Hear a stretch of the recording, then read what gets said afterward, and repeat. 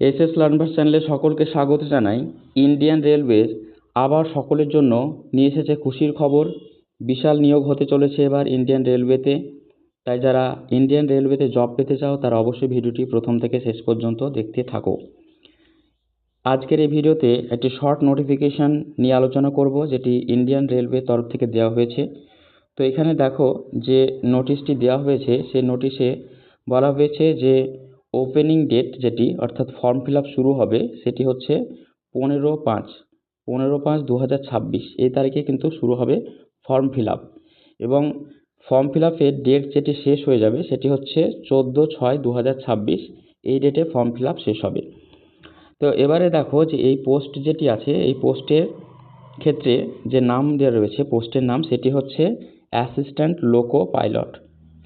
Loco pilot বা ALP।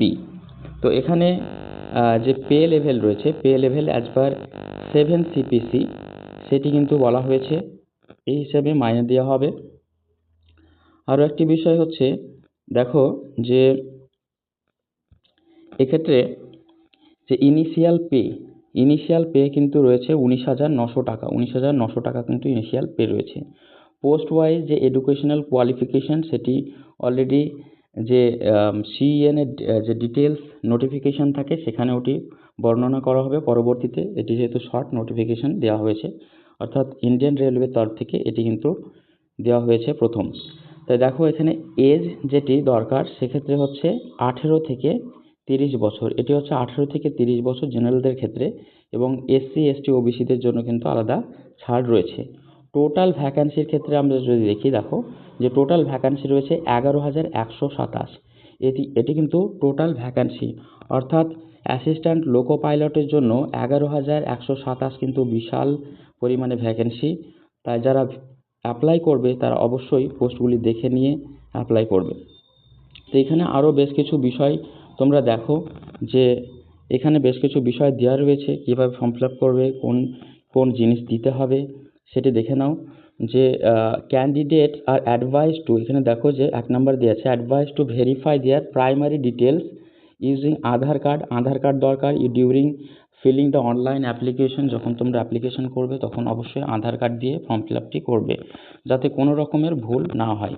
Second যদি দেখি, সেকেন্ড যে নাম্বারটা রয়েছে সেখানে দেখো, in order to achieve the successful verification using Aadhaar name and date of birth, Aadhaar shall be updated to match 100% with the full name and date of birth.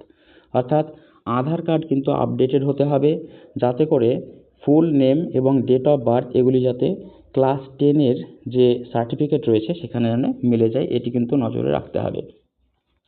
3 নম্বরে দেওয়া হয়েছে দেখো যে this notification is purely indicative in nature, issued Solly for the purpose of keeping the prospective candidate informed about the forthcoming CN। অর্থাৎ এটি একটি ছোট্ট notice, short notice দেওয়া হয়েছে আপকামিং যে এক্সাম, অর্থাৎ এই রেলের যে এক্সাম হবে তার একটা ছোট্ট নোটিশ দেওয়া হয়েছে। এর পরবর্তীতে কিন্তু ডিটেলস নোটিফিকেশান একটা দেওয়া হবে। তো নিচে কিছু জোন রয়েছে, দেখে নাও যে জোনগুলি থেকে তোমরা অ্যাপ্লাই করতে পারবে। তো এখানে ওয়েবসাইট রয়েছে প্রত্যেকটা জোনের জন্য, website for RRBs and participating in CEN।